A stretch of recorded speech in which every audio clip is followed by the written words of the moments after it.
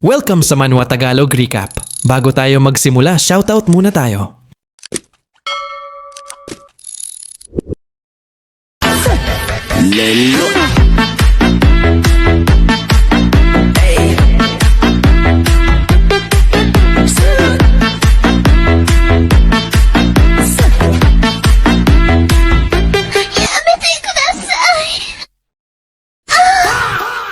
Ang nakabaluting kabalyero ay nakatayo sa unahan ng hanay ng mga tao, ang kanyang baluti ay puno ng gasgas ngunit matatag ang kanyang tindig.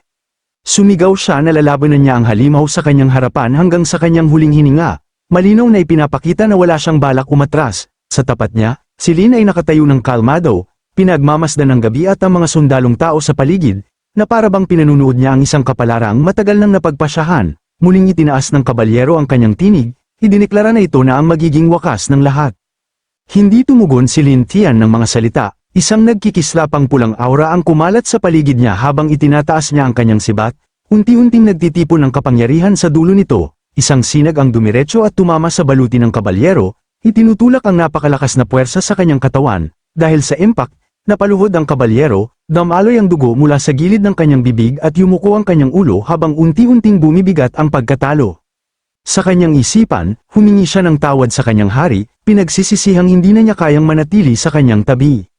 Bago tuluyang maglaho ang kanyang buhay, pinakawalan ng kabalyero ang kanyang huling mahika, Immortal Will, isang nakakasilaw na bugso ng kapangyarihan ang sumabog mula sa kanyang wasak na katawan. Ginawang isang maningning na ubod ng liwanag sa gitna ng madilim na larangan ng digmaan, ang puwersang kumawala ay winasak ang lupa sa paligid niya, pinapabitak at pinapagiba ang lahat ng nasa malapit.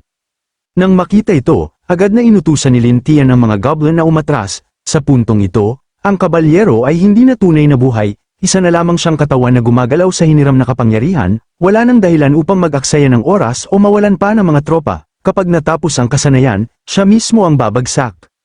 Walang pag-aalinlangan na pinuri ng apat na brasong goblin si Lin Tian, sinabing matalas at episyente ang kanyang paghuhusga, sa kaunting pagpaplano lamang, ang pinakamalakas na kabalyerong tao ay agad nang nalutas. Gayunpaman, patuloy pa ring lumalaban ang kabalyero, sa loob ng ilang sandali, bawat goblin na napalapit sa kanya ay pinutol at napatay. Habang pinapanood ni Haring Charles II ang tapat na kabalyero na ginugugol ang kanyang mga huling sandali na parang isang sandatang unti-unting nababasag, tuluyan ang gumuho ang kanyang kalooban. Dumulas ang espada mula sa kanyang mga kamay at bumaon sa lupa, na natiling nakatayo sa gitna ng larangan ng digmaan na puno ng mga bangkay at usok. Sumigaw siya, tinatanong kung bakit nauwi sa ganito ang lahat. Sa harap ng kalupitan ng digmaan, wala siyang magawa, hindi niya kailanman inakala na ang mga goblin na dati minamaliit niya ay kayang magtaglay ng ganoong kalupit at napakalakas na kapangyarihan. Sa malapit, nagpapatuloy ang labanan ni Alice at ng dakilang arsobispo. Sumugod si Alice na parang marahas na alon ng madilim na lilang enerhiya, hinihiwa ang gabi, ang kanyang espada ay may dalang nakamamatay na gale slash. Humahagibis pasulong na may nakamamatay na puwersa, kalmadong sinalubong ito ng dakilang arsobispo. Dinadala siya ng kanyang mga pakpak habang winawasak niya ang pag-atake, ang kanyang kalamangan ay hindi naganap na absoluto. Ngunit hindi pa rin nagawang tapusin ni Alice ang laban, mabilis siyang sumugod pabalik sa malapitan, sunod-sunod ang mga hiwa, naglalagablab ang liwanag ng espada habang hinihiwa nito ang hangin, saan man dumaan ang kanyang talem, bumabagsak ang mga sundalo ng simbahan, nahahati ang kanilang mga baluti, at nababasa ng dugo ang lupa, wala na ang banayad na banal na dalaga, ang natira ay purong pagkawasak na nagkaroon ng anyo. Walang ipinakitang pag-aalala ang dakilang arsobispo para sa mga kabalyerong nadadamay sa kanilang sagupaan. Sa kanyang isipan, nakaramdam siya ng panghihinayang, inamin niyang nakakalungkot, kung nanatili sana si Alice bilang banal na dalaga ng simbahan, maaaring nalampasan pa ng kanyang hinaharap maging ang Santo Papa. Sumigaw si Alice pabalik, sinabihan siyang tumigil sa pagsasalita at mamatay na. Sumabog ang madilim na lilang liwanag habang nilamon ng galit ang lahat ng iba pa.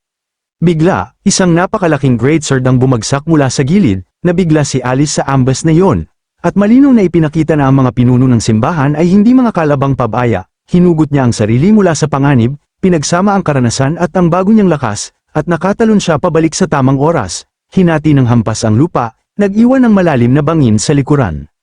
Mula sa usok, isang kabalyerong nakabaluti ng pilak ang humakbang pasulong, dumating na ang mga reinforcement ng simbahan upang tapusin ang labanan. Magalang niyang iniulat na sila'y dumating sa ilalim ng mga utos ng banal na ina, kinilala sila ng dakilang arsobispo at nagbabala na ang kaluluwa ng isang demonyong dragon ay nakatatak sa espada ni Alice. sabay-sabay na tumugon ang mga kabalyero na nauunawaan nila.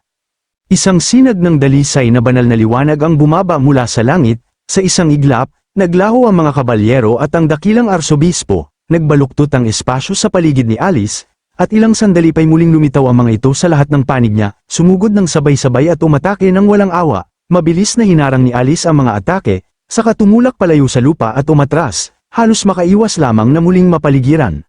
Ginamit ang pagbubukas na iyon, nagsimulang umawit ang dakilang arsobispo ng mataas na antas na mahika. Isang napakalakas na bugso ng banal na kapangyarihan ang bumaba na parang haliging makajos, nilalayong burahin ng anumang huhusgahang marumi. Natagpuan ni Alice ang sarili na nakakulong sa isang humihigpit na formation, may isang maningning na magic array sa itaas niya na tuluyang nagsasara ng lahat ng ruta ng pagtakas. Doon niya napagtantong gaano nakalala ang sitwasyon, ang banal na liwanag ay unti-unti nang winawasak ang kanyang loob. Bago pa siya makapag-isip ng mas malalim, muling umatake ang mga kabalyero. Ang kanilang mga great sword, nagliliyab sa banal na kapangyarihan, ay bumagsak sa walang katapusang alon. Wala nang magawa si Alice kundi ipagtanggol ang sarili habang paulit-ulit na umuugong ang mararahas na sagupaan, lalong naging brutal ang laban, bawat banggaan ay nagpapayanig sa buong larangan. Kumapit si Alice sa purong determinasyon, ngunit unti-unting itinulak siya pabalik ng maayos na koordinasyon ng mga kabalyero. May isang nakalusot at pinilit siyang umatras sa isang napakadelikadong posisyon, naabot niya ang mismong gilid ng hadlang, binubura ng gininto ang liwanag ang anumang mahawakan nito, at naglaho ang bahagi ng kanyang buhok sa mismong sandaling dam-aikit yun, sinabi niya sa sarili na hindi na siya pwedeng umatras pa, isa na lamang na hakbang, at tuluyan na siyang mabubura. Nilabo ng sakit at matinding pagod ang kanyang paningin, ngunit nagtiis siya. Sa sandaling yun, bumaba mula sa itaas ang dakilang arsobispo, ang kanyang layunin ay nakatago sa ilalim ng banal na kapangyarihan, naramdaman nito ni Alice, ngunit wala na siyang oras, pumutol ang mga talam sa kanyang katawan, at ang sakit ay nagparamdam sa kanya na tila walang lugar sa mundo para sa isang taong tinatakan bilang isang pagkakamali.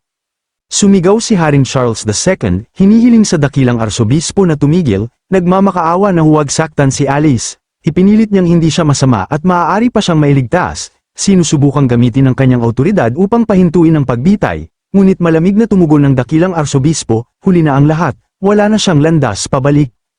Napabagsak sa kanyang mga tuhod si Alice, nilulunod ng sakit, itinaas ng dakilang arsobispo ang kanyang banal na espada. Pinasyang ngayong araw na yun ay wawakasan na niya ang pagkakamaling ito, ibinaba niya ang talam ng walang pag-aatubili, naniniwalang ang sinumang tumatangging magpasakop sa kalooban ng simbahan ay walang karapatang umiral.